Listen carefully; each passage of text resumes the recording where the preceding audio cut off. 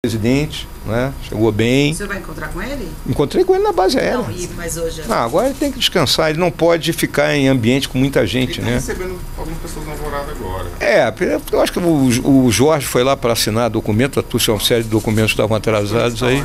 Também, mas é um...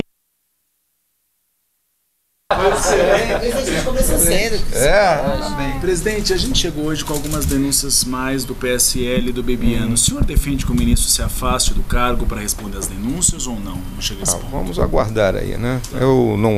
Esse assunto está restrito ali ao ministro, é a questão do partido, né? Então vamos aguardar. Ministro, desculpa, presidente, o filho do presidente Carlos Bolsonaro... Esse assunto... Então, mas não é desagradável... Não vou comentar. Mas o filho nas redes não sociais vou me fala meter, ministro. não vou me meter nesse assunto. Você não acha que atrapalha? Não vou me meter nesse assunto, Gustavo. O único assunto que eu falo é o seguinte, ó, lamento a morte da Bibi Ferreira, triste, pô, mas grande dama do nosso teatro. Lembro também muito do pai dela, do Procópio Ferreira. Tu vê que eu sou um cara antigo, Gustavo, tá? Presta atenção. Tá? Outra coisa, a chegada do presidente, né? Chegou bem. O senhor vai encontrar com ele? Encontrei com ele na base aérea. Não, mas hoje... Não, agora ele tem que descansar, ele não pode ficar em ambiente com muita gente, ele né? recebendo algumas pessoas na alvorada agora. Eu acho que o Jorge foi lá para assinar documento, uma série de documentos estavam atrasados aí. Também, mas é um de cada vez, né? Só pode ser. E ele disse para mim que quando quiser ele vai mandar me chamar. O senhor acha que ele vem para cá despachar essa semana? Não, acho que não. Porque ele não pode. Se ele entrar aqui dentro, aqui tem muita gente. Então ele ainda está com problema de imunidade, então tem que esperar isso aí. E o outro assunto hoje foi um troço inédito, né? A transferência dos presos do PCC, né? Isso que eu ia perguntar ao senhor. Mas isso aí foi... Essas medidas do decreto, as portarias, como é que o senhor vê essa mudança aí na legislação? Eu vejo com bons olhos, né? Óbvio que isso aí ainda vai ser discutido, né? Você vê que dentro do Congresso tem muita gente que, né, tem outras opiniões. Hoje eu estava vendo aí, quando estava voltando da base aérea, tinha acho que era na CBN, estavam dois ali conversando sobre esse assunto, cada um com a sua opinião. Então ainda vai ter muita discussão. Mas que a gente tem que progredir nesse enfrentamento com essas narco-quadrilhas, a gente tem que progredir, né? Senão a gente fica refém desse pessoal, né? Inclusive com o uso das Forças Armadas para a segurança desses presídios. Se for necessário, né? Por enquanto não. As forças que são responsáveis por isso têm capacidade para executar essa tarefa. Né? O STF está discutindo agora, a criminalização da homofobia. Eu queria saber se eu acho que é um tema que é urgente, que tem que ser discutido. Eu não acho que seja urgência. Eu acho que qualquer crime cometido contra qualquer pessoa, independente da opção sexual dela ou do gênero, é crime, né? Então tem que ser. Agora, isso aí, esse assunto de querer transformar a homofobia num crime igual ao racismo, eu acho que é um passo além da necessidade que nós temos hoje. Dizem que o Congresso negligenciou esse assunto, assim. O senhor acha que sim? Eu acho que não. Eu acho que esse assunto foi tratado até lá no Senado, né? E o Congresso, ele é o lugar para se definir isso aí, ele que faz as leis, né? Em relação à reforma da Previdência, hoje cedo o senhor falou que todos devem entrar, que tem que ser pares e ímpares. A expectativa do ministro Paulo Guedes é que o Congresso receba na semana que vem a proposta. O senhor já teve acesso à proposta? Já tem avanço? Não tive acesso à proposta, eu tenho só os rascunhos que foram feitos, que é aquilo que vocês já sabem, né, das ideias principais. Agora o presidente tem que definir alguns aspectos, que vocês também todos já sabem, a questão da idade, né, a questão do trabalhador rural, aqueles aspectos ainda que merecem uma análise de quem vai decidir sobre o assunto. O senhor acha que dá para ser enviada na semana que vem para o Congresso? Eu julgo que sim, porque os acertos são pequenos, né? É uma questão mais, eu vou dizer para ti, de decisão só, né? E não do que ter que escrever ainda. É igual aquele negócio do oculista. Tu já foi no oculista? Esse ou aquele, é a mesma coisa, é isso aí. Tá bom, gente? Uma boa noite. A questão dos militares já está pacificada? Os militares, tu sabe, são os caras mais disciplinados do mundo, rapaz. Essa turma apanha e vai junto, cara. Não tem problema. Obrigado, obrigada, presidente. Boa noite.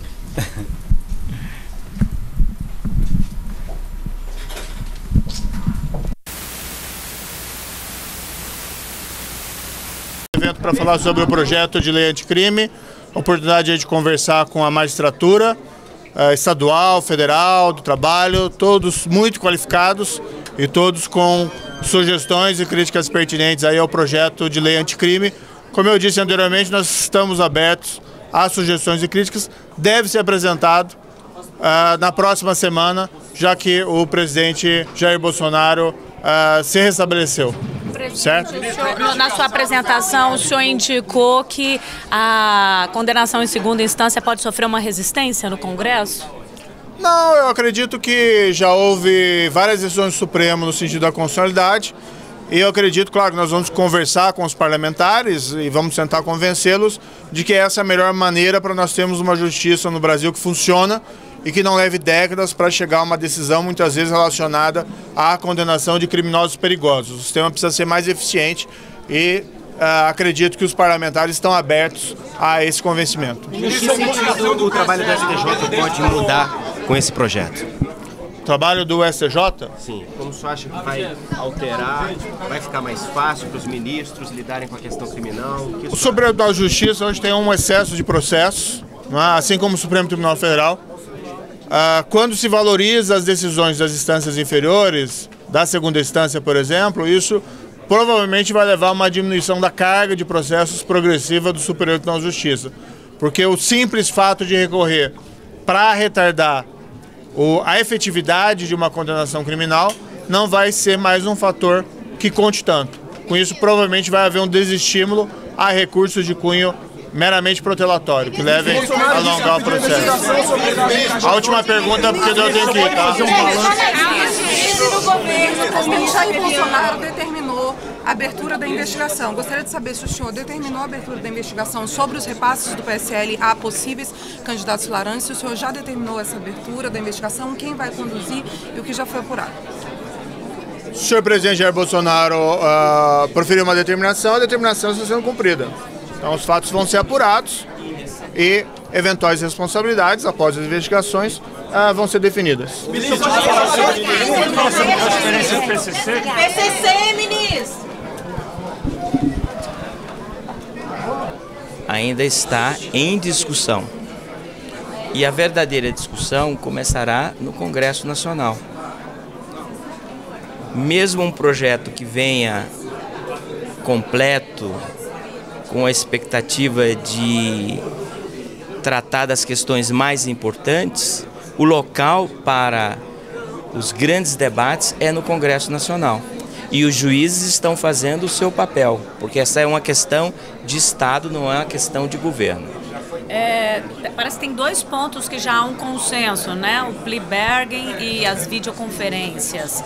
Essa pesquisa, uma pesquisa da MP mostra que os juízes entendem que essas duas medidas podem acelerar o processo e tornar mais eficiente. Eu também penso assim? Esta reunião de hoje é para nós analisarmos o texto legislativo que está sendo apresentado. Há uma concordância geral dos juízes, no sentido de que a impunidade no Brasil é algo que solapa os alicerces do Estado de Direito, que a corrupção destrói o princípio da soberania do voto popular e a confiança dos eleitores no seu sistema eleitoral, e que também nós temos que analisar todos esses sistemas na perspectiva da dignidade da pessoa humana, com grande preocupação em estabelecer regras que sejam adequadas, que combatam esses problemas e deficiências, mas que fortaleçam, ao final, o Estado democrático de direito no nosso país. A expectativa com relação à tramitação lá no Congresso deve ser fatiada? O que o senhor espera? O que vocês esperam com relação a isso?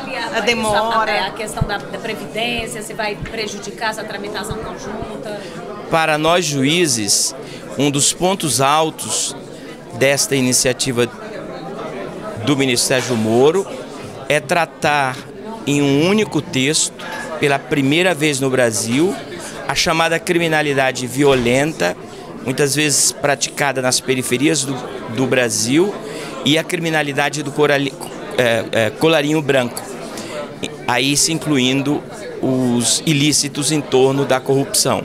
Ou seja, não é possível que no Brasil se façam leis voltadas para o crime comum e que depois se tratem em leis separadas a criminalidade que mais afeta as bases mesmas do Estado de Direito no nosso país. O possível fatiamento, então, prejudica o projeto? Um possível fatiamento prejudica o simbolismo deste projeto, que é conectar aquilo que na prática está conectado. Ou seja, o crime organizado alimenta a corrupção e a corrupção alimenta o crime organizado.